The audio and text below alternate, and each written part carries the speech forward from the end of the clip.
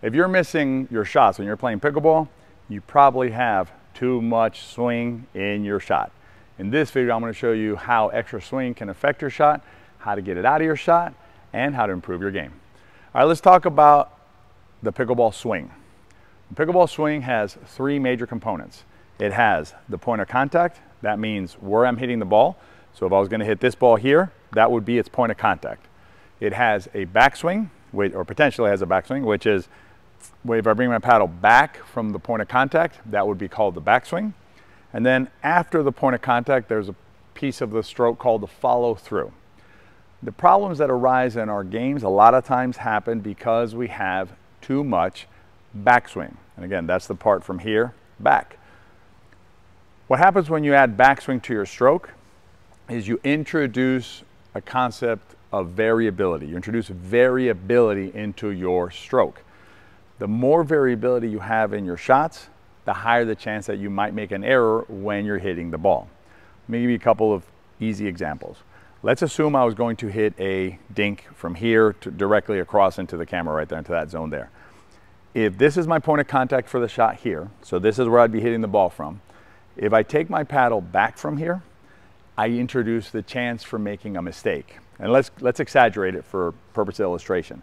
So if I take my paddle back, let's say like here, obviously that looks weird and doesn't make a lot of sense for me to bring my paddle on a dink from here to here, because now I have to bring the paddle from here back to the point of contact where I'm going to actually hit the ball. What sorts of errors can occur? One, you could have a trajectory error or an arc of your swing error. So basically, I'm trying to hit the ball here. Okay, I'm going to take the ball away now because the ball isn't there, right, as I'm swinging. And I bring the paddle back like this. As I bring it down, perhaps I swing here. And if you remember, my point of contact was here. So I'll have an error in terms of how I connect with the ball. Paddle and ball connection will be broken by having too much backswing potentially. The other thing, and the more common error, is an energy error, power into the ball. What happens there is I'm trying to dink it, I bring it back here. As I bring the paddle back to this spot, there's energy in that swing. That energy will be transmitted into the ball. Energy transmitted into the ball, potential pop-up, right? So that's another error that can happen from too much backswing. And while this is obvious, right, this is obvious probably to you, that this kind of backswing on a dink doesn't make sense or doesn't look right, I'm going to suggest to you that this backswing is also incorrect, or also adds the same sort of variability, albeit not as much as back here, but bringing the paddle back to here also adds the chance for error into your shot, both in terms of swing arc as well as energy into the shot. So when you're thinking about your stroke or your shot, think about how little or how compact can you make it, right? How minimal can you make it in order to accomplish your intended objective? So if you're going to dink the ball, we would suggest to you that you need zero backswing. So if my point of contact is here, what I will do is from my ready position, I will bring my paddle directly to there, directly to where I expect to hit the ball, expected point of contact, and not bring the paddle here. So I'm not going to do this and then bring it there, because that's swinging the shot. What I'm going to do instead is I'm going to bring my paddle from here directly out to where I'm going to hit the ball, or I expect to hit the ball, reducing the backswing, and in this case, eliminating the backswing completely. And I will suggest to you, if you try this technique out, you will see that you can generate enough power from here through the ball, so the follow through, to get the ball where you want it to go. Now, there are other shots that require a little more energy. Good example is the serve. So if I was going back to serve, there I may not start exactly at the point of contact. I'll bring the paddle back some. But even there, you should try to minimize the amount of your backswing. So if on a serve, so assume I was serving from here, on a serve, if this is enough backswing to accomplish my shot, then anything behind here is A, unnecessary, and B, adds the additional additional chances for error. And I'm gonna give you a C. You're expending energy you don't need to expend.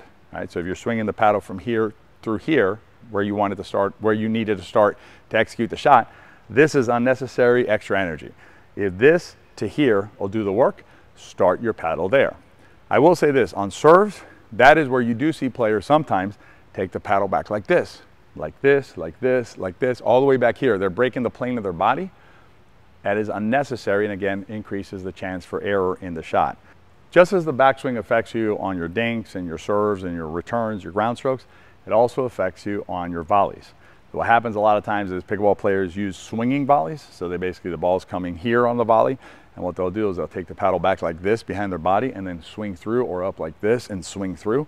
What happens is when I bring my paddle back on those shots, I had the same potential errors I did on the ground stroke, right? So extra energy that I don't need, potential error there. Arc, the swing of the paddle, the way it's swinging through the air. But another thing that happens a lot of times is if you're hitting smashes or balls up here out long, here's what's happening. What's happening is you're bringing the paddle back like this, so it's open paddle angle, and then what's happening is as you come forward, you're not able to close it in time. So if I hit the ball like this, that ball's gonna go out. Instead, what you wanna do is, again, minimize the amount of your backswing. So you wanna come here or here, the least amount necessary in order to execute the shot. When you're playing pickleball, consider compacting the swing as much as possible. On ground strokes, forehand, backhand, volleys on both sides. See how short you can make your swing. In particular, focus on the backswing, the part behind the point of contact, and you reduce the errors and improve your play. I'm going to click to a link to a playlist up here that'll help you learn some more about pickleball. If you want to continue your learning, come up here and check it out. Otherwise, have a great day.